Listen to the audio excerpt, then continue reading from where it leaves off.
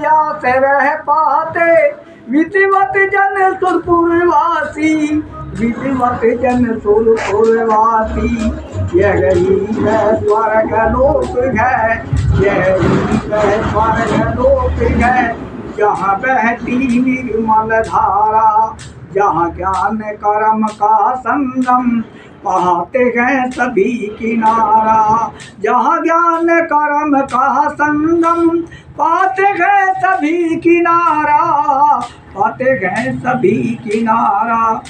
भारत की एक बहुत विशेषता, मत पंथ विचारधाराएं यहाँ बहुत फैली और प्रत्येक गृहस्थी का संबंध किसी न किसी मत से है, किसी पंथ से है और किसी कुछ भी हो, लोग साधु संन्यासियों से यहाँ जुड़े हैं। साधु संन्यासों का मान सम्मान करते हैं, जबकि भारत के ऋषि भिक्षा मांग करके इस देश को जगा चुके। परिस्थिति प्रतिकूल हुई, प्राचीन काल में हमारे ऋषि मुनि बहुत समझे। इतिहास साक्षी है, राजा महाराजा जाकर के उनके चरणों में शीश झुकाते थे। जब राम को वनवास हो जाता है तो भारद्वाज आदि ऋषियों के पास जाते हैं और ऋषि उनका कितना सम्मान करते हैं। सारा जीवन वनवास का उन्होंने ऋषियों के आश्रम में व्यतीत किया। और आपातकाल ये दर्शाता है कि महर्षि वाल्मीकि ने लव और कुश का पालन किया, सीता माता का किस प्रकार से उन्होंने ध्यान रखा और हर प्रकार से हर संभव प्रयास किया और उनको कितनी सेवा, ये महर्षि वाल्मीकि का एक महान प्रमाण है भारत में। और लव कुश को उन्होंने कितना पारंगत किया, उनका भोजन खान पान। तो भारत में एक परंपरा है। आज ये भिक्षा साधुओं को क्यों मांगनी पड़ी, इसका कारण रहा जब भारत अपनी कमजोरी से आपसी मतभेद के कारण परतंत्र हो जाता है, तो भारत के साधु सन्यासियों ने भिक्षा का कमंडल उठाया और वे भारत के कोने कोने में पैदल भ्रमण किया भारत में और अपनी संस्कृति को अपनी आम जनता तक पहुंचाए और जनता को जगा करके ये सिद्ध किया कि ये भारत क्या है, भारत के वेद क्या हैं, भारत के उपनिषद क्या हैं। और महाकाव्य रामायण वो तो एक युद्ध है, हमारा एक इतिहास है, एक गौरवमय इतिहास है भारत का। अब भारत के जो महान पुरुष हैं कितने बलशाली होते हैं। तो मैं गृहस्थी लोगों को एक संकेत करता हूँ, राम कभी भी बैठ करके भजन नहीं करते, आँख बंद नहीं करते, उनके कंधे पर धनुष बाण है और वे दुष्टों को घेर घेर कर ला रही है, विधि पूर्वक ला रही है। परंतु ला कब रहे हैं, जब वे शरीरधारी थे। तो रोज मैं शरीरधारी के ऊपर बोलता हूँ, इस शरीर का कितना बड़ा में, जब शरीर था राम का उस समय क्या हुआ, सारे राक्षस उनके हाथों से हटा।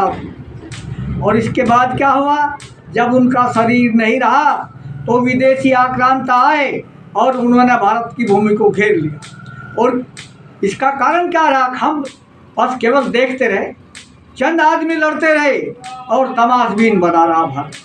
तो तमाशबीन भारत को नहीं बनना चाहिए। अब ये जो इस समय युग आया है, ये मोदी योगी के द्वारा नहीं हुआ है कार्य, ये भारत की जनता जगी है। भारत की जनता में अपनी संस्कृति के लिए आक्रोश उत्पन्न हुआ है और उन्होंने एक प्रेरणा लिया। हमारे देश के ऋषि मुनि कितने महान थे, हमारे देश के जो नायक थे जिनको हम अवतार मानते हैं, युग पुरुष मानते हैं, वो कितने महान थे। तो भारत की जनता जगी और भारत की जनता ने जग करके योगी मोदी और जो देश की संस्कृति को अग्नित कर रहे हैं उन लोगों को समर्थन दिया। ये भारत का इतिहास है। तो भारतवासी जगे और जब जब भारतवासी जगे तब तक सारे विश्व को इनके सामने झुकना पड़ा। तो आज संस्कृति के अभियान में भारत के समस्त कवि हैं, और भारत के साहित्यकार हैं और जनता को एक आह्वान कर रहा हूँ मैं कि जनता जागरूक है। और ये जागरूक कैसा होगी जब तक हम अपनी मातृभाषा का सम्मान नहीं करें। मातृभाषा का सम्मान क्यों किया जाता है? दर्शन शास्त्र में हमारे साहित्यकारों ने मिलकर के क्या लिखा, उसमें हजारी प्रसाद द्विवेदी, पंडित रामचंद्र शुक्ल और महावीर प्रसाद द्विवेदी, इन सब लोगों ने क्या किया, भाषा के ऊपर भारतेंदु हरिश्चंद्र बहुत प्रकाश डालते हैं, वो हिंदी साहित्य के जनक कहलाते हैं। तो आज भारत के लोगों को जगना चाहिए। और उन्होंने क्या बात कही, अब जिसकी अपनी निजी भाषा नहीं होती, जिस ज्ञान में अपनी निजी भाषा का कोई अस्तित्व नहीं होता, वह रूपवती भिखारिणी के समान है। रूपवती भिखारिणी है, सुंदर लगती है सबको, परंतु कोई भी उस कन्या से विवाह करने को तैयार नहीं। तो यहाँ भाषा का एक प्रश्न उठता है देश में। अब भारतवासी अपनी भाषा के प्रति उदासीन दिखाई दे रहे हैं इस समय मुझे, और रोज़ कवि सम्मेलन में भाषा की बात कर रही है। तो कवि लोग हम कब तक पढ़ते रहेंगे कविताएं? जब मैं 5वीं कक्षा में पढ़ता था, बल्कि 3री 4थी में था, ढोलक चिमटे लेकर के हिंदी साहित्य का बोलबाला, ये सन 50 के लगभग बात है। हिंदी साहित्य इतनी प्रबल थी भारत की, छोटे छोटे बच्चे अंताक्षरी करते थे और रामायण कंठस्थ थी। तो हमारे में इतना उत्साह था। जैसे जैसे आज़ादी का समय बीतता चला गया, हम उदासीन होते थे। हम औरों को कह रहे हैं ये लाड मैकाले ने देश में करते, पर लाड मैकाला कहाँ रखा?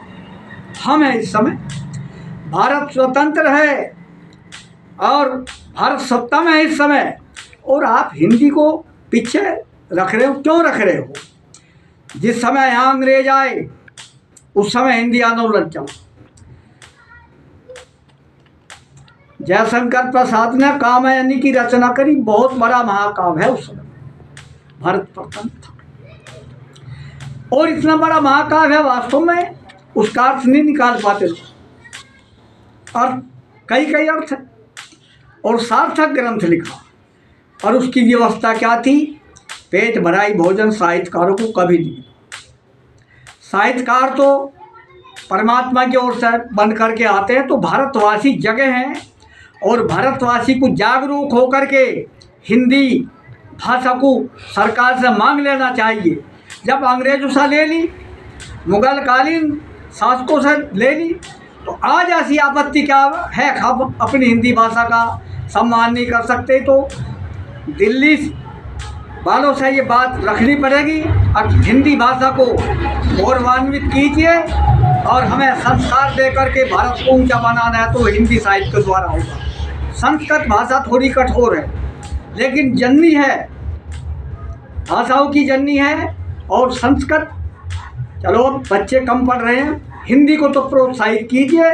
और जब हिंदी भारत की महान होगी तो भारत महान होगा, और जिस देश की भाषा कमज़ोर होगी वो कभी भी सिर ऊंचा नहीं उठा सकता। ये हम अपनी ओर से नहीं कह रहे, ये सभी हमारे जो दार्शनिक लोग हैं उनका कहना है। अंग्रेजी है, अंग्रेजी सीट पर क्यों चढ़ गई?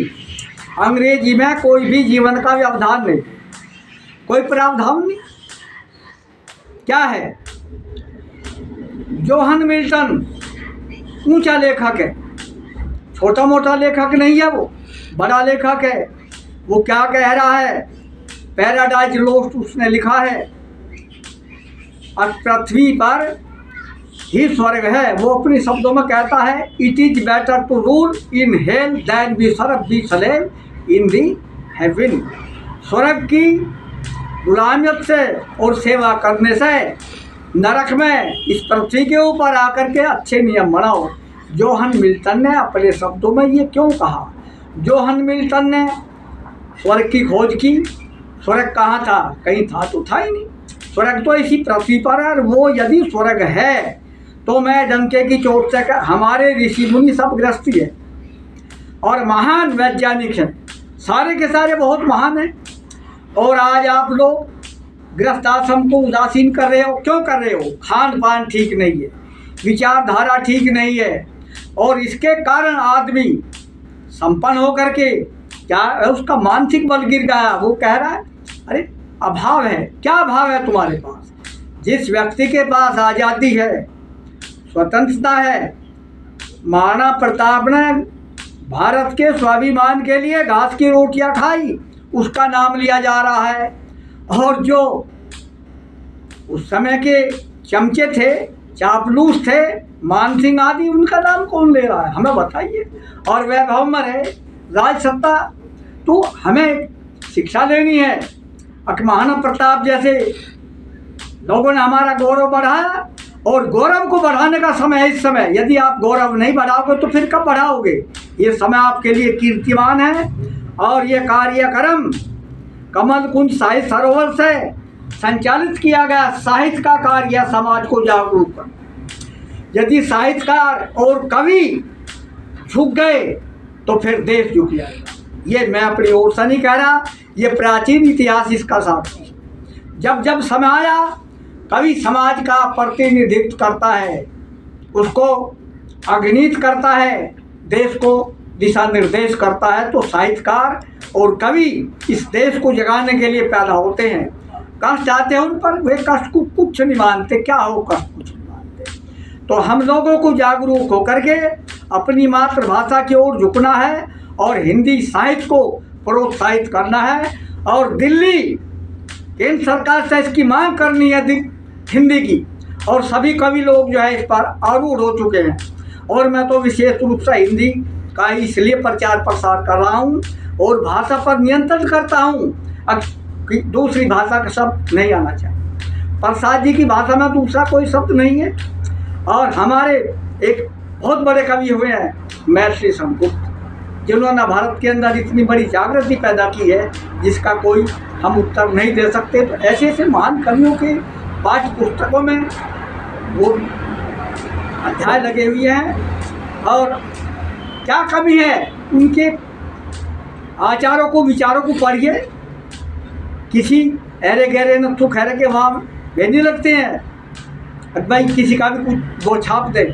भारत सरकार उन्हीं लोगों को चयनित करती है जो महान है, जो महान कवि है। सुभद्रा कुमारी चौहान है। झांसी की रानी ने जो गौरव भारत को दिखलाया वो एक अद्वितीय है, कोई प्रमाणित है। और ऐसे परमाणु को लेकर के आप लोगों को जागना चाहिए। और भारत की नारी आज किस तरह जगी है। वेदों में जो संकेत आया है मातृशक्ति का, मैं उसको लिखता रहूँगा। और उसमें एक विशेषता है, एक पंक्ति तो मैं अभी बोलता हूँ, उसको सुनिए। वे परमता तुम्हें रमन करें, वे परमता तुम्हें रमन करें।